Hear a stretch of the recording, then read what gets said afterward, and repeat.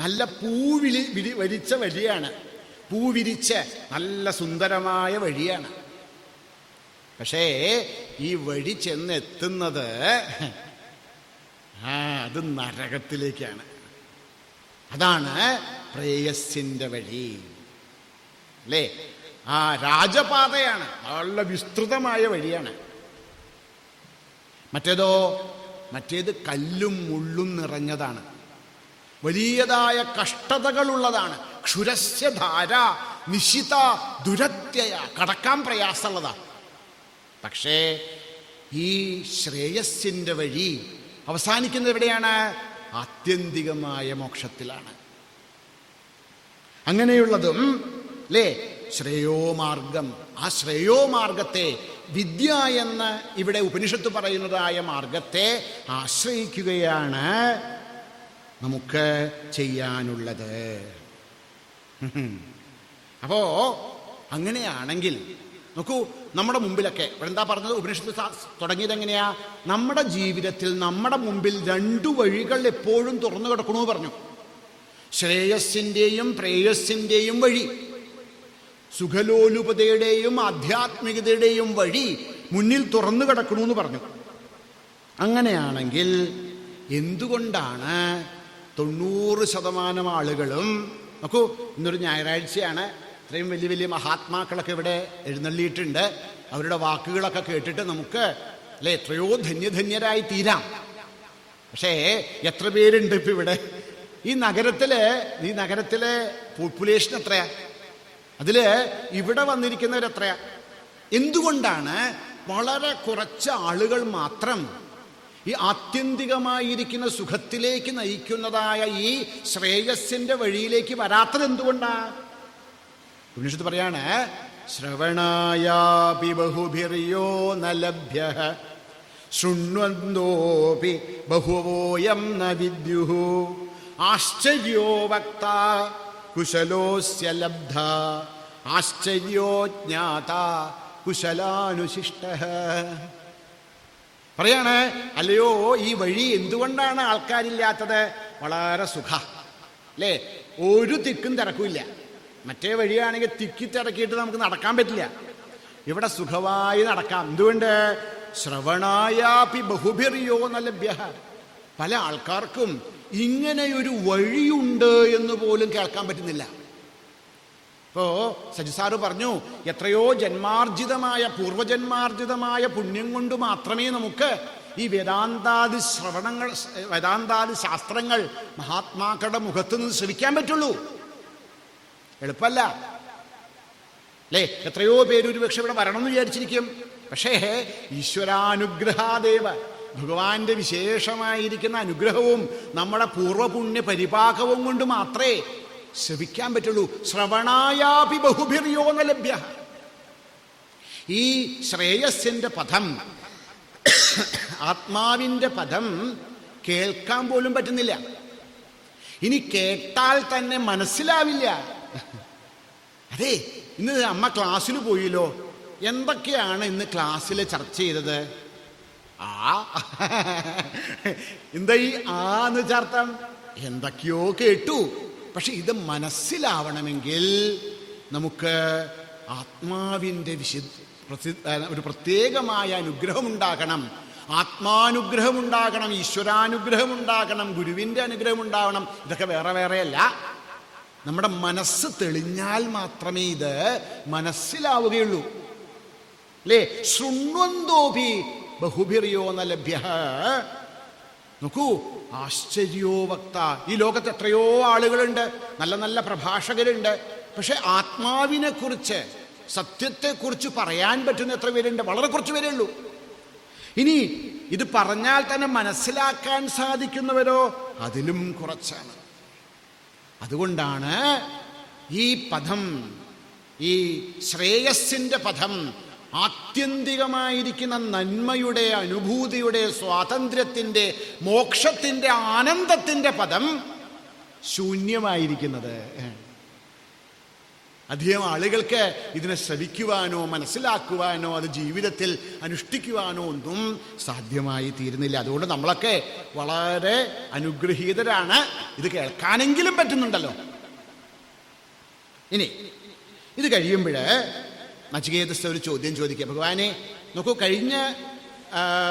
കഴിഞ്ഞ വല്ലിയിൽ നചികേതസ് ചോദ്യം ചോദിച്ചിൽ നിന്നാണ് അതൊക്കെ ആരംഭിച്ചത് അല്ലേ? എന്തായിരുന്നു ആ ചോദ്യം? ഓർമ്മയുണ്ടോ? ഇന്നലത്തെ ക്ലാസ്സിൽ നമ്മൾ കേട്ടു. എന്താണ് നചികേതസ് ചോദിച്ചത്? ഈ ജനന മരണങ്ങൾക്ക് അപ്പുറമായിട്ട് ഒരു ആത്മാവുണ്ടോ ഇല്ലയോ? അസ്തിവാ നാസ്തിവാ? ചിലർ പറയണു ഈ മരണശേഷം ഒരാത്മാവുണ്ട്, ചിലർ പറയണു അങ്ങനെ ഇല്ല അല്ലേ? എന്താ ഈ മരണശേഷം ചേർത്ത? മരണശേഷം മാത്രമല്ല, ഈ ശരീര മനോബുദ്ധികൾക്ക് അതീതമായിട്ട് ശരീര മനോബുദ്ധികളെ പ്രവർത്തിപ്പിക്കുന്നതായ ഒരു ആത്മാവുണ്ടോ ഇല്ലയോ എന്നതായിരുന്നു കഴിഞ്ഞ പ്രാവശ്യം ചോദിച്ചത്, കഴിഞ്ഞ അധ്യായത്തിൽ ചോദിച്ചത്. അതാണ് ചോദിച്ചത്. അത് ചോദിച്ചപ്പോഴാണ് പറഞ്ഞത് എന്നോട് ഈ ചോദ്യം ചോദിക്കരുത്. എന്തുകൊണ്ട്? ഇത് ദേവൈരത്രാഭിവിചികിത്സിതം കല, ദേവന്മാർക്ക് പോലും അറിയാൻ സാധിക്കുന്നതല്ല ആത്മതത്വം. പക്ഷേ നചികേതസ് പറഞ്ഞു, അല്ല, എനിക്കിത് മാത്രം മതി. അന്യത് ശ്രേയ അന്യദ്വരഹ, വേറെ ഒരു വരോ ആവശ്യമില്ല എന്ന് പറഞ്ഞ് മനസ്സിലാക്കിച്ചപ്പോഴാണ് പതുക്കെ ഈ ശ്രേയസിൻ്റെയും പ്രേയസിൻ്റെയും വഴിയിലേക്ക് എന്തിരിക്കുന്നത് ഭഗവാൻ ഉപദേശിച്ചു തുടങ്ങിയത്. അപ്പൊ ഭഗവാൻ വീണ്ടും വീണ്ടും നല്ലതിൻ്റെയും സുഖത്തിൻ്റെയും നന്മയുടെയും വഴിയെ പറഞ്ഞുകൊണ്ടിരിക്കുകയാണ്. അപ്പോ നചികേതസിന് തോന്നി ഒന്നുകൂടെ ചോദിച്ചതിന് വ്യക്തമാക്കണം.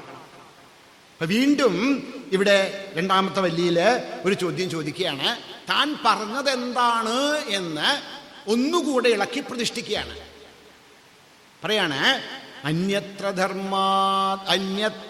ധർമാത് അന്യത്രാസ്മാത് കൃതാകൃതാത് അന്യത്ര ഭൂതാച്ച ഭവ്യാച്ച യത്തത് പശ്യസി തദ്വദ. അല്ലയോ ഭഗവാനെ, ഈ നന്മതിന്മകളാൽ അസ്പൃഷ്ടമായിരിക്കുന്നതും കാര്യകാരണങ്ങൾക്ക് അതീതമായിരിക്കുന്നതും ത്രികാല അബാധ്യമായിരിക്കുന്നതും ആയിരിക്കുന്നതായ സത്യമെന്താണ്? അവിടുന്ന് പറഞ്ഞു അല്ലേ, ശ്രേയസിൻ്റെയും പ്രേയസിൻ്റെയും മാർഗത്തെക്കുറിച്ച്. ഈ ശ്രേയോമാർഗത്തിലൂടെ ചരിക്കുന്നവർ എന്തിനെയാണ് അറിയുന്നത്? എന്താണ് പാരമാർത്ഥികമായിരിക്കുന്ന സത്യം? ഇതെനിക്ക് പറഞ്ഞു തരൂ. അങ്ങ് പല പല പല കാര്യങ്ങൾ പറഞ്ഞുകൊണ്ടിരിക്കുന്നു. ഭഗവാൻ, വളരെ സന്തോഷം, അവിടുത്തേക്ക് ഈ വിഷയം അറിയാം എന്നെനിക്കറിയാം. അതുകൊണ്ട് അവിടുന്ന് എനിക്ക് ആത്മവിദ്യയെ, തത്വവിദ്യയെ, പരമാർത്ഥ സത്യത്തെ ഉപദേശിച്ചു തരുമാറാകണേ. അപ്പോ വീണ്ടും നചികേതസ് ഇങ്ങനെ ആത്മതത്വത്തെക്കുറിച്ച് ചോദിക്കണു. ഇനിയാണ് ആത്മതത്വ വിവരണം. ഞാൻ പറഞ്ഞു 5 വിഷയങ്ങളാണ് ഇതിലുള്ളത്. ഒന്ന് സുഖത്തിൻ്റെ മാർഗം, പ്രേയസിൻ്റെ മാർഗം എന്താണ്, അതിൻ്റെ വഴികൾ എന്തൊക്കെയാണ്. 2 ശ്രേയസിൻ്റെ മാർഗം എന്താണ്, അതിൻ്റെ പ്രാധാന്യം എന്താണ്. ഈ മൂന്നാമതായിട്ട് ആത്മതത്വ വിവരണം. എന്താണ് ഈ ശ്രേയസിൻ്റെ മാർഗത്തിലൂടെ ചരിക്കുന്നവർ എന്തിനെ അറിയുന്നു? എന്തിനെ അറിഞ്ഞാലാണോ ആത്യന്തികമായിരിക്കുന്ന ശാന്തിയും സമൃദ്ധിയും പൂർണ്ണതയും നമുക്ക് കൈവരിക്കുവാൻ സാധിക്കുക? എന്താണ് ആ രഹസ്യം? അത് ആണ് ആത്മതത്വ വിവരണം. ഇനി മൂന്നാമത്തെ വിഷയം ആത്മതത്വ വിവരണമാണ്. എന്താ ഈ ആത്മതത്വം? തം ദുർദർശം ഗൂഢം അനുപ്രവിഷ്ടം ഗുഹാഹിതം ഗഹ്വരേഷ്ഠം പുരാണം. എന്താ ഈ ആത്മതത്വം? എവിടെ പോയാലാ കിട്ടുക? ഏതെങ്കിലും യൂണിവേഴ്സിറ്റി പോയാൽ കിട്ടുമോ? വല്ല ഹാർവാർഡിലോ ഒക്കെ പോയി പഠിച്ചാൽ ആത്മതത്വത്തെ മനസ്സിലാക്കാൻ പറ്റുമോ? അല്ലയോ മനുഷ്യ, ഈ ആത്മതത്വം എന്ന് പറയുന്നത് വേറെ എവിടെയോ ഇരിക്കുന്നതല്ല, നിന്റെ ഹൃദയത്തിൽ എപ്പോഴും പ്രകാശിച്ചുകൊണ്ടിരിക്കുന്നതാണ്. ഗൂഢമനുപ്രവിഷ്ടം. പക്ഷേ പരാഞ്ചിഘാനി വ്യതൃണത് സ്വയംഭൂ. നമ്മുടെ ഈ ഉള്ളിലുള്ളതിനെ അറിയാൻ നമുക്കൊരു സാധനമില്ല. നമ്മുടെ കണ്ണും മൂക്കും നാക്കും ഒക്കെ പുറമേക്ക് മാത്രം പ്രകാശിച്ചുകൊണ്ടിരിക്കുന്നതാണ്.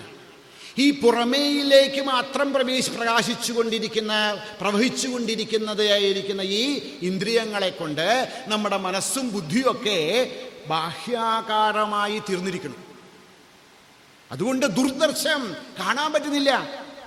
ഗൂഢം അനുപ്രവിഷ്ടം. പക്ഷെയോ ഈ ആത്മാവ് നമ്മുടെ ഓരോരുത്തരുടെയും ആന്തരികമായിരിക്കുന്ന സത്യമാണ്. ഏറ്റവും കൂടുതൽ നമ്മൾ അറിയേണ്ടതാണിത്. പക്ഷേ അറിയാൻ സാധിക്കുന്നില്ല. എന്തുകൊണ്ട് അറിയാൻ സാധിക്കുന്നില്ല? നമ്മുടെ ഇന്ദ്രിയങ്ങളും മനസ്സും ഒക്കെ ബഹിർമുഖമായതുകൊണ്ട്. അപ്പൊ എങ്ങനെയാ ഇതിനെ അറിയാൻ പറ്റുക? അധ്യാത്മയോഗേന അധിഗമേന ദേവം. ഇതറിയാൻ പറ്റുമോ? തീർച്ചയായും പറ്റും. എങ്ങനെ? അധ്യാത്മയോഗത്താൽ, ആത്മചിന്തനം കൊണ്ട്, ആത്മാന്വേഷണത്താൽ അറിയേണ്ടതായിരിക്കുന്നതാണെന്ത്?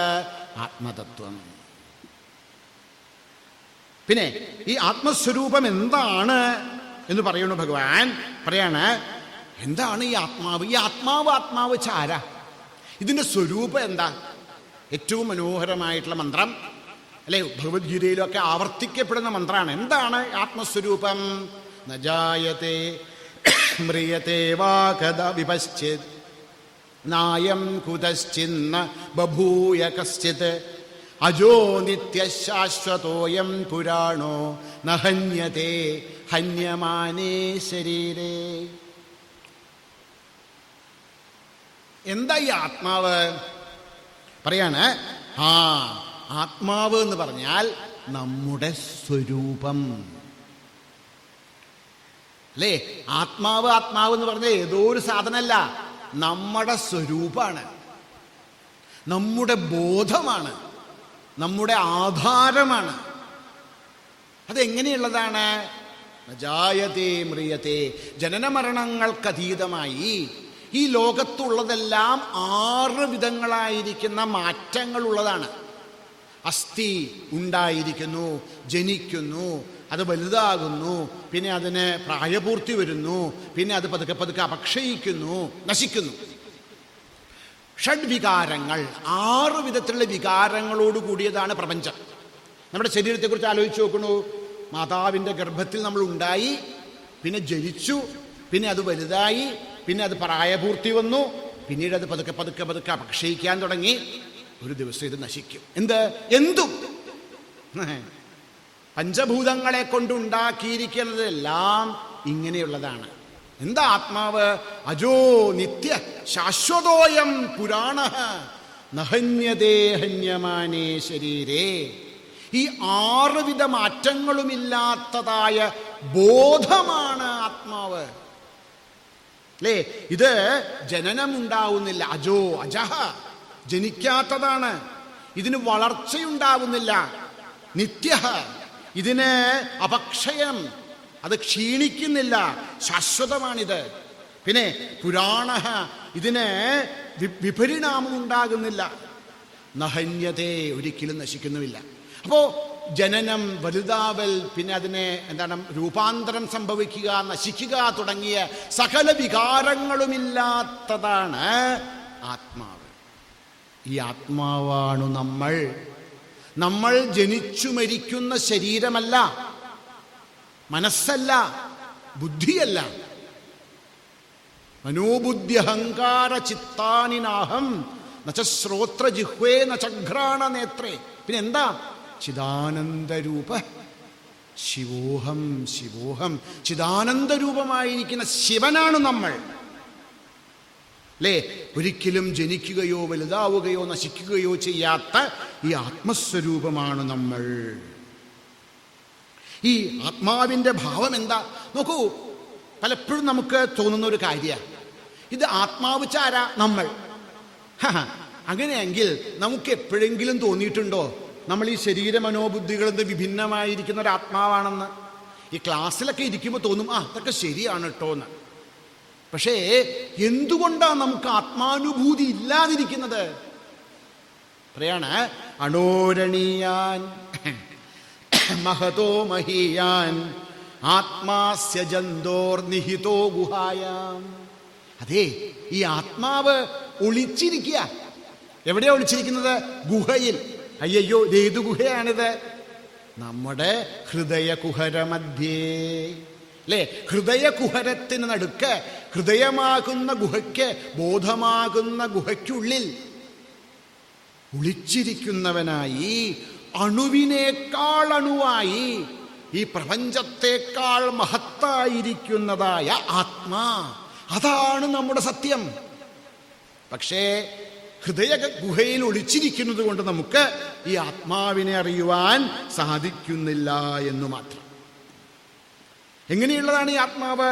സർവവ്യാപിയാണ്. ആസീനോ ദൂരം വ്രജതി ശയാനോ യാതി സർവതഃ. അവിടുന്ന് ഒരിടത്ത് തന്നെ ഇരിക്കുന്നവനായിട്ട് എല്ലായിടത്തും സഞ്ചരിക്കുന്നു. ചലോ സർവവ്യാപിയാണ്. സർവവ്യാപി സർവഭൂതാന്തരാത്മാ. എല്ലാ ഭൂതങ്ങളുടെയും ആത്മസ്വരൂപനായി, ഹൃദയകുഹരത്തിൽ ഭാസിക്കുന്നവനായി ശ്രീ ജഗദീശ്വരൻ ഇരിക്കുന്നു. അങ്ങനെയുള്ളതായ ഭഗവാനെ, അങ്ങനെയുള്ള ആത്മാവിനെ അറിയുക. ആ അറിവിലേക്കുള്ള വഴിയെയാണ് ശ്രേയസ്സിന്റെ മാർഗം എന്ന് ഇവിടെ പറഞ്ഞത്. ഇതെങ്ങനെയുള്ളതാണ് ഈ ആത്മാവ്? യസ്യ ബ്രഹ്മച ക്ഷത്രം ച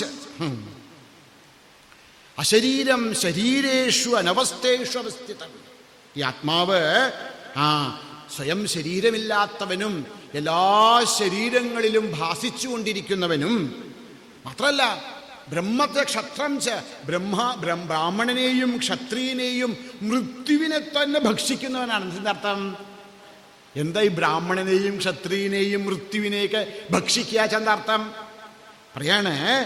ഈ ആധ്യാത്മികവും ഭൗതികവുമായിരിക്കുന്ന എല്ലാ ശക്തികളും, ഈ ലോകത്തെക്കുറിച്ചിട്ടുള്ള ശക്തിയാകട്ടെ, മനസ്സിന്റെ ശക്തിയാകട്ടെ, ബുദ്ധിയുടെ ശക്തിയാകട്ടെ, ആ ശക്തിക്കെല്ലാം അപ്പുറത്ത് മരണഭയത്തെ പോലും അവസാനിപ്പിക്കുന്ന, സകല ഭിന്നതകളിൽ നിന്നും സകല ദ്വൈതത്തിൽ നിന്നും പരമായിരിക്കുന്ന സച്ചിദാനന്ദ ഘനമായിരിക്കുന്ന ആത്മാവ്, ആ ആത്മാവാണു ഞാൻ.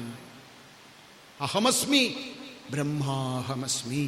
ഈ അറിവിലേക്ക് നയിക്കുന്ന വഴി, ആ വഴിയെയാണ് ശ്രേയസ്സിന്റെ മാർഗം എന്നതുകൊണ്ട് ഇവിടെ അവതരിപ്പിച്ചിരിക്കുന്നത്. അപ്പോ 3 വിഷയങ്ങളെക്കുറിച്ച് പറഞ്ഞു.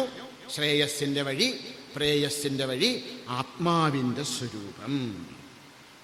ഇനി അടുത്ത വിഷയം എന്ന് പറയുന്നത് സാധനയാണ്.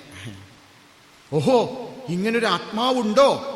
ജനനമരണങ്ങൾക്ക് അതീതമായി, സകലാനന്ദ സ്വരൂപമായി, സച്ചിദാനന്ദ ഘനമായി, നമ്മളെ സർവസ്വാതന്ത്ര്യത്തിലേക്ക്, നമുക്ക് സകല ദുഃഖങ്ങളെയും ഇല്ലാതാക്കി ആനന്ദപൂർണമായ ശാന്തിപൂർണമായിരിക്കുന്ന ഒരവസ്ഥയിൽ അമർന്നിരിക്കാൻ നമുക്ക് സാധിക്കുന്നതായ ഒരു അനുഭൂതി, സത്യം, നമ്മുടെ യഥാർത്ഥ സ്വരൂപം, ഇതൊക്കെ ഉണ്ടെങ്കിൽ ഇതിവിടെ എത്തിച്ചേരാൻ എന്താ വഴി?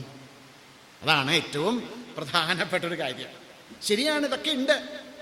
എങ്ങനെയാണ് നമുക്ക് ആത്മാനുഭൂതി ഉണ്ടാവുക? പറഞ്ഞു, അതിനൊരു വഴി എന്താ? ഏറ്റവും പ്രധാനപ്പെട്ട എന്താണ്? അധ്യാത്മയോഗാധിഗമേന.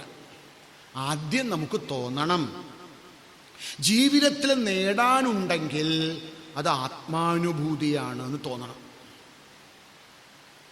ആദ്യം എന്താ വേണ്ടത്? ജീവിതത്തിൽ പല പല കാര്യങ്ങളും നേടാം. ജീവിതത്തിലെ ഓരോ നിമിഷത്തിലും ശ്രേയസ്സിൻ്റെയും പ്രേയസ്സിൻ്റെയും വഴി നമ്മുടെ മുമ്പിൽ വന്ന് നിൽക്കുമ്പോൾ പ്രേയസ്സിനെ തള്ളി ശ്രേയസ്സിനെ എടുക്കാനുള്ള മനോബലമുണ്ടാകണം. അതുണ്ടോ? ഉണ്ടെങ്കിൽ എന്ത് ചെയ്യണം? ഒരു ഗുരുവിനെ സമീപിക്കണം. ഈ സാധനം വെറുതെ ഇങ്ങനെ പുസ്തകം വായിച്ചത് കൊണ്ടോ ഓൺലൈനിൽ കേട്ടത് കൊണ്ടോ പരീക്ഷ എഴുതിയോണ്ട് കൊണ്ടോ ഒന്നും കിട്ടുന്നതല്ല. എന്ത് ചെയ്യണം? ഇത് ഗുരുമുഖത്തിൽ നിന്ന് ശ്രവിക്കണം. മുണ്ടകോപനിഷത്തിൽ പറയും, ഈ ആത്മതത്വം എന്ന് പറയുന്നത് പരീക്ഷലോകാൻ, അല്ലേ? ഈ ലോകത്തെ മുഴുവനും പരീക്ഷിച്ചിട്ട് ഋഷി മനസ്സിലാക്കുകയാണ്, ഇതുകൊണ്ടൊന്നും കാര്യമില്ല. കർമ്മചിതാൻ ബ്രാഹ്മണ നിർവേദമായാത് നാസ്ത്യ ഹൃതകൃതേന തദ് വിജ്ഞാനാർത്ഥം ഗുരുമേവാഭിഗച്ഛേത്. സമിത്പാണിഹി, നമ്മുടെ അഹങ്കാരത്തെ നശിപ്പിക്കുവാൻ തയ്യാറായി നമ്മുടെ അഹങ്കാരത്തെ കയ്യിലെടുത്തുകൊണ്ട് അതിന് ഗുരുവിൻ്റെ പാദങ്ങളിൽ സമർപ്പിച്ച് എന്ത് ചെയ്യണം? ഗുരുവിൻ്റെ പാദങ്ങളെ അടയണം. ഗുരൂപസദനം സംഭവിക്കണം. ഈ ഗുരൂപസദനം അത് വളരെ പ്രധാനപ്പെട്ട ഒരു കാര്യമാണ്. ഉപനിഷത്ത് പറയാണ് നമ്മളോട്, നരേണാവരേണ, അല്ലേ? പറയാണ് 8ാമത്തെ മന്ത്രത്തില്, നരേണാവരേണ പ്രോക്തയേഷഃ സുവിജ്ഞേയോ ബഹുധാ ചിന്യമാനഃ അനന്യപ്രോക്തേ ഗതിരത്ര നാസ്തി അണീയാൻ ഹി അതർക്യം അണുപ്രമാണാത്. ഈ ശാസ്ത്രം, ഈ അറിവ്, ഈ അനുഭൂതി എങ്ങനെയുള്ളതാണ്? നരേണ അവരേണ പ്രോക്തഃ.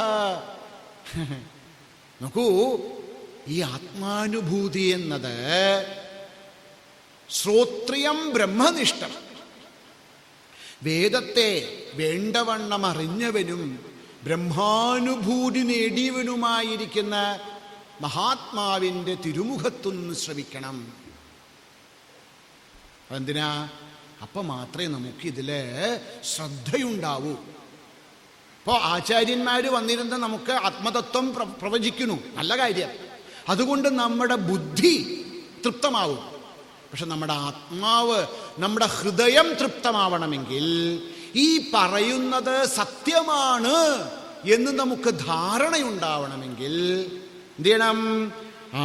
ഇത് നരേണ, അല്ലെ? സാധാരണക്കാരൊന്നും പറഞ്ഞാൽ മനസ്സിലാവില്ല. പിന്നെയോ അനന്യപ്രോക്തേ, ആത്മാവ് ഞാനാണെന്ന അനുഭവം വന്നതായ ബ്രഹ്മവിദ്വരിഷ്ഠനായിരിക്കുന്ന ആചാര്യനിൽ നിന്ന് ശ്രവിക്കണം. ഇതാണ് ഈ മന്ത്രം. വളരെ പ്രധാനപ്പെട്ട ഒരു മന്ത്രമാണ്. ഈ മന്ത്രം പറയണു, നമ്മളോട് പറയണം, ഇത് പഠിക്കണം.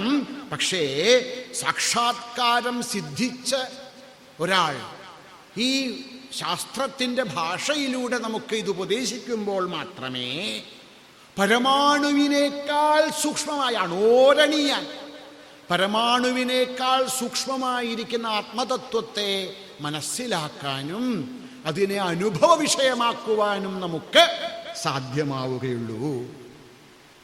അപ്പം നമ്മൾ ഏറ്റവും പ്രധാനപ്പെട്ട എന്താണ്? തപസ്സുണ്ടാകണം. ഇനി നമ്മൾ ഗുരുവിൻ്റെ അടുത്ത് പോയിട്ട് നേടണം ബ്രഹ്മൈകാക്ഷരമർത്ഥ്യതാം. ഗുരുവിൻ്റെ അടുത്ത് പോയിട്ട്, ഗുരു അങ്ങ് എവിടെ ജനിച്ചത്, എത്ര വയസ്സായി, അങ്ങയുടെ പൂർവാശ്രമം എന്താ, ഇതൊന്നുമല്ല ചോദിക്കേണ്ടത്. എന്താ ചോദിക്കേണ്ടത്? അക്ഷരബ്രഹ്മത്തെ മാത്രമേ ചോദിക്കാവൂ. അപ്പൊ അക്ഷരബ്രഹ്മം എന്താണ്, നശിക്കാത്തതായ ബ്രഹ്മം എന്ന് ഗുരു നമുക്ക് ഉപദേശിക്കും. ഈ ഉപദേശത്തെ മനസ്സിലാക്കി അതിൽ ഉറയ്ക്കാനുള്ള വഴി എന്താണ്? അതിനുള്ള വഴിയാണ് ഓംകാര ഉപാസന. നമുക്ക് കാണാം, വൈദികമായിരിക്കുന്ന ഉപാസനകളിൽ ഏറ്റവും ഉദാത്തമായ ഉപാസനയാണ് പ്രണവോപാസന. തീർച്ചയായും ആത്മതത്വത്തെ ഉപദേശിക്കുന്നതോടൊപ്പം തന്നെ ഓംകാരത്തെ ഉപദേശിക്കുന്നു. ഇതാണ് വഴി. പറയാണ്, സർവേ വേദായത് പദമാമനന്തി തപാംസി സർവാണി ച യദ് വദന്തി യദിച്ഛന്തോ ബ്രഹ്മചര്യം ചരന്തി തത്തേ പദം സംഗ്രഹേണ ബ്രവീമി ഓം ഇത്യേതത്. നമ്മുടെ സകല തപസ്സുകളും, നമ്മൾ പല വേദങ്ങൾ പഠിച്ചു, പലവിധങ്ങളായിരിക്കുന്ന തപസ്സുകളൊക്കെ ചെയ്തു, ബ്രഹ്മചര്യത്തെ അനുഷ്ഠിച്ചു. ഇങ്ങനെയെല്ലാം നമ്മുടെ മനസ്സ് നമുക്ക് നന്നായി ഉഴുതുമറിച്ച് കളകളൊക്കെ മാറ്റി നമ്മുടെ മനസ്സാകുന്ന വയൽ തയ്യാറാക്കി കഴിയുമ്പോൾ ആ തയ്യാറാക്കപ്പെട്ട വയലിലേക്ക് നമുക്ക് എന്ത് ചെയ്യണം? വിത്ത് വിതയ്ക്കണം. എന്താണ് ആ വിത്ത്? ഏകാക്ഷരം പ്രണവം ഓം ഇത്യേതത്. അല്ലേ? ഓംകാരമാണ് ആ വിത്ത്. ഈ ഓംകാരം ഏതദ്ദേവാക്ഷരം ബ്രഹ്മ. ഈ ഓംകാരം ബ്രഹ്മം തന്നെയാകുന്നു. ഇത് പരമമായിരിക്കുന്ന അക്ഷരത്തിലേക്ക് നമ്മളെ കൊണ്ടുപോകുന്ന വഴിയാകുന്നു. ഈ ഏതദ്ദേവക്ഷരം ജ്ഞാത്വാ യദ്ദിച്ഛതി തദ്, അല്ലേ? യോ യദിച്ഛതി തസ്യ തത്. ആരാണോ ഈ ഓംകാരത്തെ ഉപാസിക്കുന്നത്, ഓംകാരം ബിന്ദു സംയുക്തം നിത്യം ധ്യായന്തി യോഗിനഃ കാമദം മോക്ഷദം ചൈവ. ഈ ഓംകാരോപാസന കൊണ്ട് സകലവിധങ്ങളായിരിക്കുന്ന കാമങ്ങളെയും മോക്ഷത്തെയും നേടാൻ നമുക്ക് സാധിക്കും. അതാണ് ഇവിടെ പറയുന്നത്. യോ യദിച്ഛസി തസ്യ തത്. സകലവിധങ്ങളെയും സകലവിധ അനുഗ്രഹങ്ങളെയും നൽകുവാൻ കഴിവുള്ളതാണ് ഓംകാരോപാസന. കൽപ്പവൃക്ഷം എങ്ങനെയാണോ എല്ലാം നൽകാൻ സാധിക്കുന്നതായിരിക്കുന്നത്, അതുമാതിരിയാണ് ഓംകാരം. പക്ഷേ ഈ ഓംകാരം ഭോഗത്തിനായല്ല ഉപയോഗിക്കേണ്ടത്. ഏതദാലംബനം ശ്രേഷ്ഠം ഏതദാലംബനം പരം ഏതദാലംബനം ജ്ഞാത്വാ ബ്രഹ്മലോകേ മഹീയതേ. ഓംകാരത്തെ എന്തിനു വേണ്ടി ഉപയോഗിക്കണം?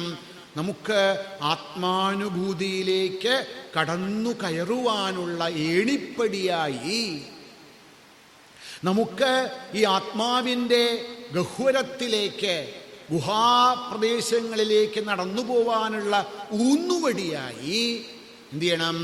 ഈ ഓംകാരത്തെ ഉപാസിച്ചു കൊള്ളണം.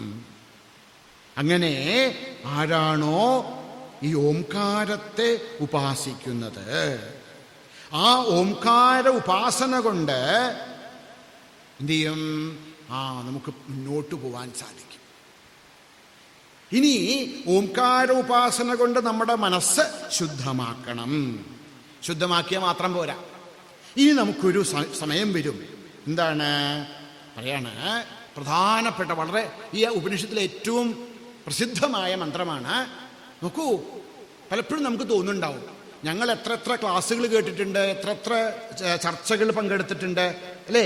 ഇതുകൊണ്ടൊന്നും ആയില്ലല്ലോ. എന്താ പറയാണ്?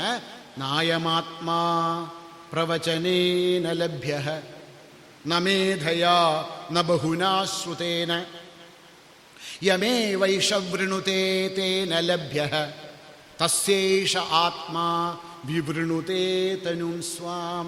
നോക്കൂ, വെറുതെ കുറെ ടോക്കുകൾ കേട്ടതുകൊണ്ട് മാത്രമോ, നല്ല ബുദ്ധിമാനായതുകൊണ്ട് മാത്രമോ, പല ആചാര്യന്മാരിൽ നിന്ന് പല വിധത്തിൽ ന്യായം പഠിച്ചിട്ടുണ്ട്, വൈശേഷികം പഠിച്ചിട്ടുണ്ട്, തർക്കം പഠിച്ചിട്ടുണ്ട്, ബൗദ്ധം പഠിച്ചിട്ടുണ്ട്, ജൈനം പഠിച്ചിട്ടുണ്ട്, ഇതുകൊണ്ട് മാത്രമോ ആവില്ല.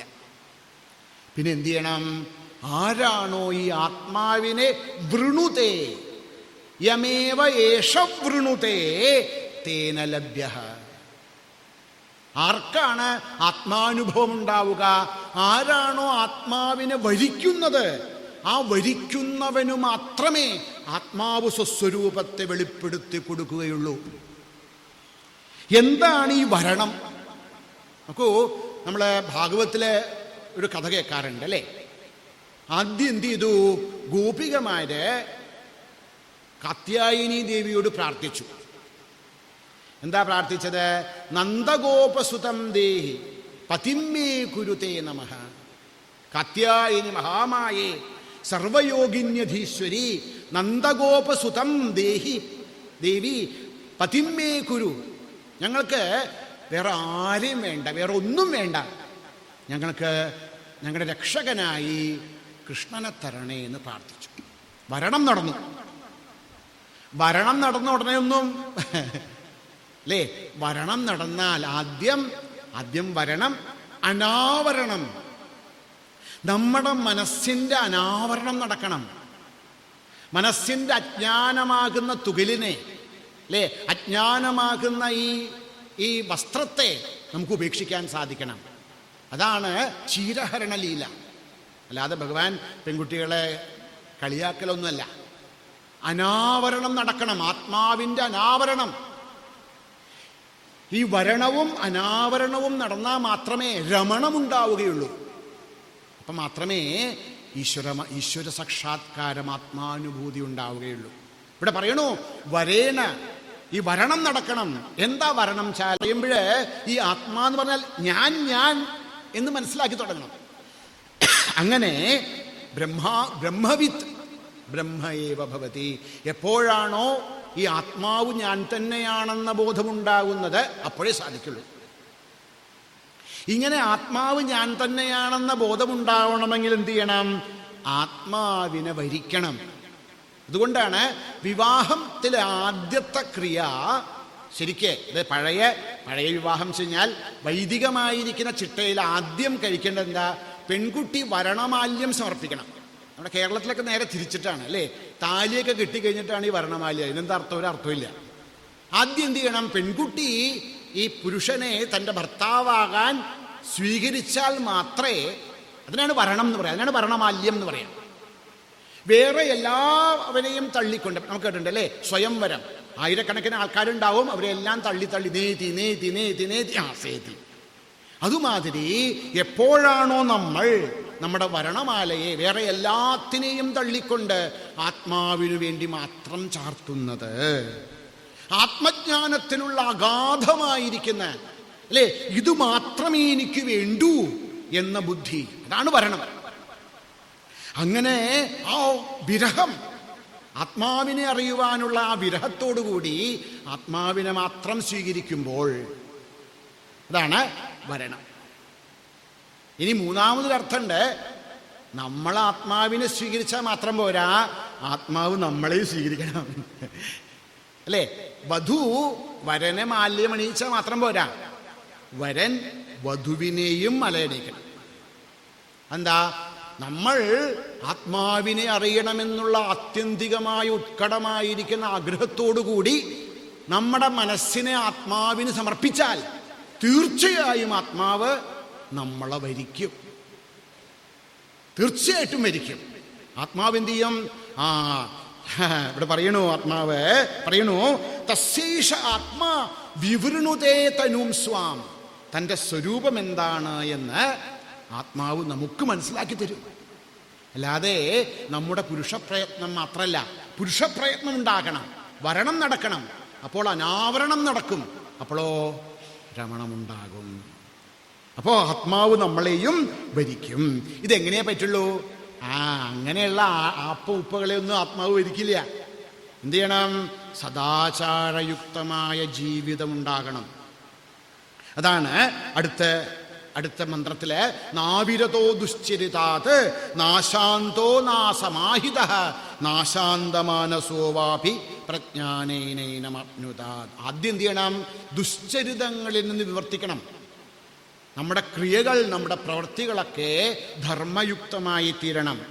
നമ്മുടെ ശരീരവും നമ്മുടെ മനസ്സും നമ്മുടെ പ്രാണനും നമ്മുടെ ചിന്തകളും ഒക്കെ ശുദ്ധമായി തീരുമ്പോൾ മാത്രമേ നമുക്ക് ആത്മാവിനെ വരിക്കാനാകൂ.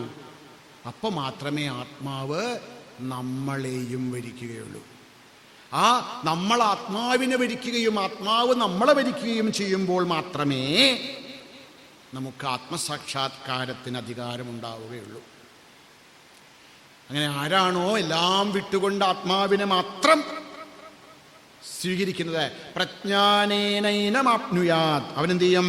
പ്രജ്ഞാനം കൊണ്ട് അവനെ അറിയുവാനിടയാകും. ആത്മാവ് സ്വസ്വരൂപത്തെ അവന് എന്താ പറയുക, അവൻ തന്നെയാണ് ഞാൻ തന്നെയാണ് നീ എന്ന ബോധം നമുക്കുണ്ടാക്കി തരും. അങ്ങനെ ഉണ്ടായാലോ ആത്മാവിനെ സാക്ഷാത്കരിച്ചുകൊണ്ട് എന്താ ഗുണം പറയാണ്? ധൃത്യാധീരോ മത്വാധീരോ ഹർഷശോകൗ ജഹാതി. എപ്പോഴാണോ സച്ചിദാനന്ദ സ്വരൂപമായിരിക്കുന്ന ആത്മാവിനെ അറിയുന്നത്, അവൻ എല്ലാ ഹർഷങ്ങളിൽ നിന്നും ശോകങ്ങളിൽ നിന്നും ശോകമോഹങ്ങളിൽ നിന്ന് സകലവിധ ദുഃഖത്തിൻ്റെ നിരന്തരമായിരിക്കുന്ന ആപാതത്തിൽ നിന്ന് ഭ്രാന്തിയിൽ നിന്ന് മുക്തനായിത്തീരും. സമത്വം യോഗ ഉച്ചത, ആ സമത്വത്തിൻ്റെ പദത്തിലേക്ക് അവൻ ഉയർത്തപ്പെടും. സമോദതേ മോദനീയം ഹി ലബ്ധ്വാ. ഈ ലോകത്ത് സന്തോഷിക്കേണ്ടതായി ഒന്നു മാത്രമേ ഉള്ളൂ, സന്തോഷസ്വരൂപമായിരിക്കുന്ന ആത്മാവ് മാത്രം. ആ ആത്മാവിനെ തൻ്റെ സ്വരൂപമാണെന്നറിഞ്ഞുകൊണ്ടവൻ ജനനമരണരൂപമായിരിക്കുന്ന ഈ പ്രപഞ്ചത്തിൽ നിന്ന് മുക്തനായി സദാനന്ദമഗ്നായി തീരും. തമക്രതു പശ്യതി വീതശോകഃ ധാതുപ്രസാദാത് മഹിമാനമാത്മനഃ. ഇങ്ങനെയുള്ള വർണ്ണം കൊണ്ട് തൻ്റെ മനസ്സിനെ ശുദ്ധമാക്കി സകലവിധ സംസ്കാരങ്ങളെയും ദഹിപ്പിച്ചുകൊണ്ട് സകല കർമ്മങ്ങൾക്കും അപ്പുറമിരിക്കുന്നതായ, കർമ്മവാസനകൾക്ക് അതീതമായിരിക്കുന്നതായ ആത്മാവിനെ സാക്ഷാത്കരിച്ച് സ്വന്തം സ്വരൂപത്തെ അറിഞ്ഞവൻ സാ മഹിമാ തസ്മിൻ മഹിമ്നി പ്രതിഷ്ഠിതഃ. ആത്മാവിൻ്റെ മഹിമയിൽ അവൻ പ്രതിഷ്ഠിതനായിത്തീരും. മഹാന്തം വിഭും ആത്മാനം മത്വാ ധീരഃ ന ശോചതി. അപ്രകാരം സച്ചിദാനന്ദ സ്വരൂപനായി ആത്മാനുരൂപിയായി സകലരുടെയും ഹൃദയത്തിൽ ഭാസിക്കുന്നതായി ആനന്ദാനന്ദ സ്വരൂപനായിരിക്കുന്ന പരമാത്മാവിനെ അറിഞ്ഞ് ജനിച്ചു മരിക്കുന്നതൊന്നുമല്ല ഞാൻ സച്ചിദാനന്ദരൂപനായ ആത്മാവ് തന്നെയാകുന്നു എന്നറിഞ്ഞ് സകല ദുഃഖങ്ങളിൽ നിന്നും ദുരിതങ്ങളിൽ നിന്നും മുക്തനായി അവൻ ആത്മസ്വരൂപത്തിൽ ഭാസിച്ചുകൊണ്ടേയിരിക്കും. അവന് പിന്നെ ഈ സംസാരം ന അധികച്ചതി, അവരൊരിക്കലും സംസാരത്തിലേക്ക് പതിക്കുകയില്ല. അവർ പരമമായിരിക്കുന്ന യദ്ഗത്വാ നിവർത്തന്തെ തദ്ധാമ പരമം മമ, ആത്മഭാവത്തിൽ അധിഷ്ഠിതരായി പരമമായിരിക്കുന്ന ആനന്ദത്തിൽ മഗ്നരായി ജീവിതം സഫലമാക്കി, അല്ലേ? അവരുടെ ജീവിതം അവരവർക്കും ഈ ലോകത്തിനു മുഴുവനും അനുഗ്രഹീതമാക്കി തീർത്ത് എല്ലാവർക്കും അനുഗ്രഹമായി തീർന്ന് ജനനമരണ രൂപമായിരിക്കുന്ന സംസാരത്തിൽ നിന്ന് മുക്തനായി അവർ ആത്മസാക്ഷാത്കാരത്തെ, ആത്മസാമ്രാജ്യത്തിൻ്റെ അധിപതിയായി തീരും. ശ്രീ ഭഗവാന്റെ അനുഗ്രഹത്താൽ, ഗുരുക്കന്മാരുടെ അനുഗ്രഹത്താൽ, മഹാത്മാക്കളുടെ അനുഗ്രഹത്താൽ ഈ ആത്മാവിനെക്കുറിച്ച് ശ്രവിക്കുവാനും ശ്രവിച്ചതിനെ മനനം ചെയ്യുവാനും മനനം ചെയ്തതിൽ ധ്യാനത്തിൽ ഉറയ്ക്കുവാനും അവസാനം ഈ ആത്മസ്വരൂപത്തെ വേർതിരിച്ചറിഞ്ഞനുഭവിച്ച് ഈ ജനനരൂപമായിരിക്കുന്ന മരണരൂപമായിരിക്കുന്ന സംസാരത്തിൽ നിന്ന് മുക്തരായി ആനന്ദ സാമ്രാജ്യത്തിൻ്റെ ചക്രവർത്തിമാരാകാൻ നമുക്കേവർക്കും ശ്രീ പത്മനാഭൻ, ശ്രീ ഗുരുദേവൻ എല്ലാവിധ അനുഗ്രഹങ്ങളും നൽകട്ടെ എന്ന് പ്രാർത്ഥിച്ചുകൊണ്ട് ഇത്രയും വലിയൊരു സദസ്സിന് എല്ലാവരുടെയും പാദങ്ങളിൽ സാഷ്ടാംഗ നമസ്കാരം. ഭഗവാൻ നമുക്കെല്ലാവർക്കും വിവേകവും വൈരാഗ്യവും സമാധിശക്തി സമ്പത്തിയും മുക്ഷുത്വവും നൽകി നമ്മുടെ ജീവിതത്തെ ധന്യധന്യമാക്കി തീർക്കാൻ സാധിക്കട്ടെ. നമുക്ക് ആത്മാവിനെ മാത്രം വരിക്കാൻ ഉള്ളതായ സദ്ബുദ്ധി ഉണ്ടാകട്ടെ. ഹരി ഓം. പൂർണ്ണമദഃ പൂർണ്ണമിദം പൂർണ്ണാത് പൂർണ്ണമുദച്യത്തെ പൂർണ്ണസ്യ പൂർണ്ണമാദായ പൂർണ്ണമേവാവശിഷ്യത്തെ. ഓം ശാന്തി ശാന്തി ശാന്തി. ഹരി ഓം. ശ്രീ ഗുരുഭ്യോ നമഃ. ഹരി ഓം. വിഷയം വളരെ ബൃഹത്താണ്. അത് കഴിഞ്ഞ സമയം കൊണ്ട് ചുരുക്കി പറയാൻ ശ്രമിച്ചു. എന്തെങ്കിലും തെറ്റുകൾ പറ്റിയിട്ടുണ്ടെങ്കിൽ എല്ലാവരും ക്ഷമിക്കുക.